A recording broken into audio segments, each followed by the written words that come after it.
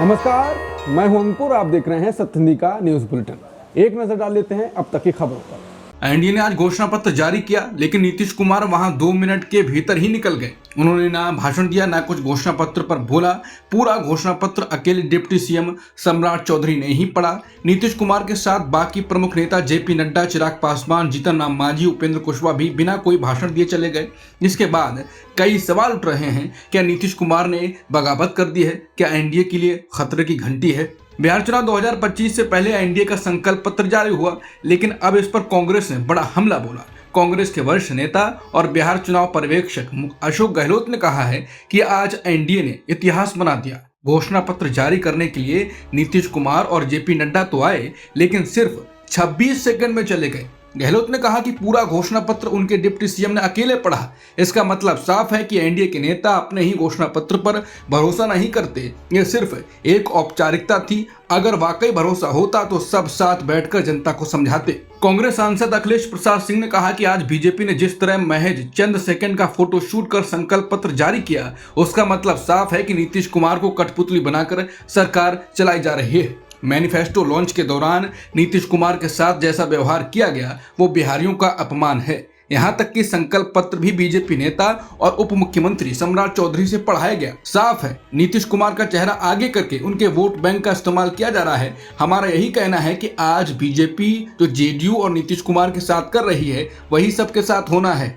बिहार चुनाव से ठीक एक हफ्ते पहले एनडीए ने अपना घोषणा पत्र जारी किया है। घोषणा पत्र में बड़े वादे किए गए हैं। एनडीए ने कहा है कि अगर उनकी सरकार बनी तो 1 करोड़ सरकारी नौकरियां दी जाएंगी। ये वादा ऐसे राज्य के लिए अहम है जहां से बड़ी संख्या में लोग रोजगार के लिए दूसरे राज्यों में पलायन करते हैं। महिलाओं के लिए भी एनडीए ने बड़ा ऐलान किया है। कहा गया है कि 1 करोड़ लखपति दीदी बनाई जाएंगी, यानी हर महिला साल में 1 लाख रुपए की आमदनी कर सकेगी। घोषणा पत्र में कहा गया है कि सरकार बनने पर राज्य में कौशल गणना कराई जाएगी ताकि युवाओं को कौशल आधारित रोजगार मिल सके।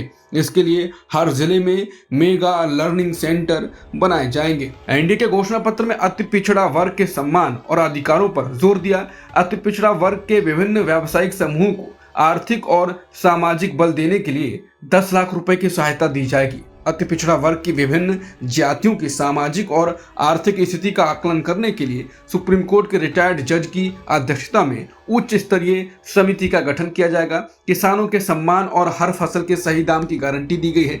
कर्पूरी ठाकुर किसान सम्मान निधि की शुरुआत करके किसानों के प्रति वर्ष 3,000 रुपए का टॉपअप सहित कुल 9,000 का लाभ दिया जाएगा। पंचायत स्तर पर सभी प्रमुख फसलों यानी धान, गेहूं, दलहन, मक्का की न्यूनतम समर्थन मूल्य यानी एमएसपी पर खरीद की जाएगी। राजस्थान के पूर्व मुख्यमंत्री और बिहार के सीनियर ऑब्जर्वर अशोक गहलोत ने कहा कि नरेंद्र मोदी ने कहा था कि बिहार को हम 1.25 लाख करोड़ रुपए का पैकेज दे रहे हैं, उन्हें उसका हिसाब देना चाहिए। नरेंद्र मोदी ने कहा था बिहार में चीनी मिल लगाएंगे, एमएसपी को कानूनी गारंटी देंगे, युवाओं को रोजगार देंगे, महिलाओं को सशक्त करेंगे, 50 लाख करोड़ रुपए का निवेश होगा। असलियत में मोदी ने कुछ भी नहीं दिया। नीतीश सरकार 20 साल से सत्ता में है और केंद्र में मोदी जी 11 साल से सत्ता में हैं, लेकिन बिहार के लिए एक भी काम नहीं किया। लेकिन जैसे ही हमारा गठबंधन की सरकार आएगी, हम अपने सभी वादे पूरे करेंगे। दिल्ली दंगों की बड़ी साजिश के केस में आज सुप्रीम कोर्ट में सुनवाई हो रही है। अदालत में शर्जील इमाम, उमर खालिद और गुलफिशा फातिमा समेत अन्य आरोपियों की जमानत याचिकाओं पर बहस चली। वरिष्ठ वकील कपिल सिब्बल ने उमर खालिद की तरफ से दलील दी कि उनके खिलाफ कोई फंड, हथियार या सबूत बरामद नहीं हुआ। उन्होंने कहा कि जिस समय दंगे हुए वो दिल्ली में था ही नहीं, किसी भी गवाह ने हिंसा से जोड़कर बयान नहीं दिया। वहीं वरिष्ठ वकील अभिषेक मनु सिंघवी ने गुलफिशा फातिमा की तरफ से कहा वो 5 साल से ज्यादा समय से जेल में हैं, जबकि केस में चार्जशीट पहले ही दाखिल हो चुकी है। उन्होंने कहा कि फातिमा सिर्फ एक व्हाट्सएप ग्रुप चलाने के आरोप में जेल में है, न कि किसी हिंसा में शामिल होने के। सिंघवी ने कहा कि मेरी मुवक्किल एकमात्र महिला है जो अब भी जेल में है। उन्होंने कहा कि कोई हिंसा नहीं की, न किसी को भड़काया। उन्होंने अदालत से कहा कि इतनी लंबी हिरासत न्याय और व्यक्तिगत स्वतंत्रता दोनों के खिलाफ है।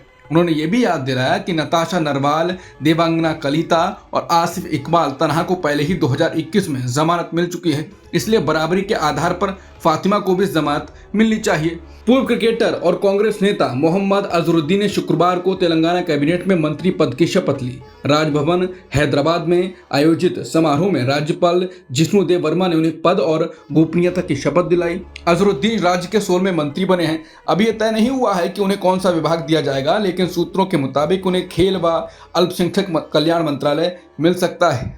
गुजरात के केवड़िया में सरदार वल्लभ भाई पटेल की जयंती पर भव्य परेड का आयोजन किया गया। इस परेड का नेतृत्व महिला कमांडर कर रही हैं। इसके अलावा प्रधानमंत्री मोदी भी खास मौके पर मौजूद रहे और उन्होंने देश को एकता की शपथ दिलाई। इस मौके पर उन्होंने कांग्रेस पर हमला किया। उन्होंने कहा कि कांग्रेस ने अलग संविधान बनाकर कश्मीर को देश से अलग कर दिया था। पीएम मोदी ने कहा कि कश्मीर धारा 370 की जंजीरों को तोड़कर मुख्य धारा से जुड़ चुका है। ऑपरेशन सिंदूर में पूरी दुनिया ने देखा है कि अगर आज कोई भारत पर आंख उठाता है तो भारत उसे घुसकर मारेगा। भारत का हर बार जवाब पहले ज्यादा बड़ा और निर्णायक होता है। ये भारत के दुश्मनों के लिए संदेश भी है। पश्चिम बंगाल में एक और एनआरसी आत्महत्या हुई। चुनाव आयोग की एसआईआर प्रक्रिया शुरू होने के 3 दिनों के भीतर दूसरी ऐसी आत्महत्या की घटना सामने आने से राजनीतिक तूफान खड़ा हो गया है। बुधवार रात बीरभूम जिले के इलाम बाजार में 95 वर्षीय क्षितिज मजूमदार ने कथित तौर पर वोटर लिस्ट सत्यापन की आशंका से त्रस्त होकर आत्महत्या कर ली। टीएमसी के सुप्रीमो और मुख्यमंत्री ममता बनर्जी ने इसे बीजेपी की डर, विभाजन और नफरत की राजनीति का नतीजा बताया। क्षितिज मजूमदार को उनकी बेटी के घर में एक कमरे की छत से लटका हुआ पाया गया। द टेलीग्राफ इंडिया की रिपोर्ट के अनुसार एक पुलिस अधिकारी ने बताया, परिवार का आरोप है कि बुजुर्ग व्यक्ति वोटर लिस्ट सत्यापन प्रक्रिया से बाहर होने के डर से गंभीर तनाव में थे। परिवार के लोगों ने खुलासा किया कि मजूमदार 2002 की वोटर लिस्ट में अपना नाम न पाकर चिंतित थे।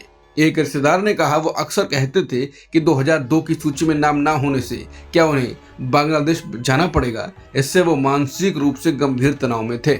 महाराष्ट्र सरकार ने बातचीत के बाद किसान नेता बच्चू कडू के नेतृत्व में किसानों ने अपना आंदोलन स्थगित कर दिया। सीएम देवेंद्र फडणवीस ने किसानों की कर्ज समस्या के लिए एक उच्च स्तरीय कमेटी का गठन करने की घोषणा की।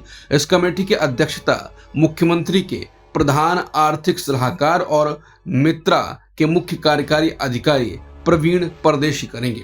समिति को 6 महीने के भीतर अल्पकालिक और दीर्घकालिक समाधान सुझाने का काम सौंपा गया है। इस मीटिंग के बाद सीएम देवेंद्र फडणवीस ने कहा कि किसानों की कर्ज माफी पर फैसला अगले साल 30 जून तक ले लिया जाएगा। भारतीय महिला क्रिकेट टीम ने इतिहास रच दिया है। 2025 महिला विश्व कप के सेमीफाइनल में डिफेंडिंग चैंपियन ऑस्ट्रेलिया को हराकर भारत ने फाइनल में जगह पक्की कर ली। जेमिमा रोड्रिग्स की शानदार नाबाद 127 रनों की पारी ने भारत को 339 रनों के विशाल लक्ष्य का पीछा करने में मदद की।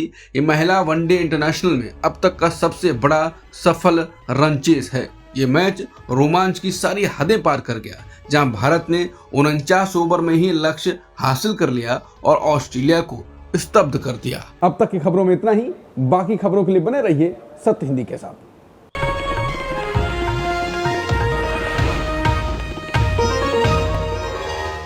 Copyright disclaimer under Section 107 of the Copyright Act 1976. Allowance is made for fair use for purposes such as criticism, comment, news reporting, scholarship, and research.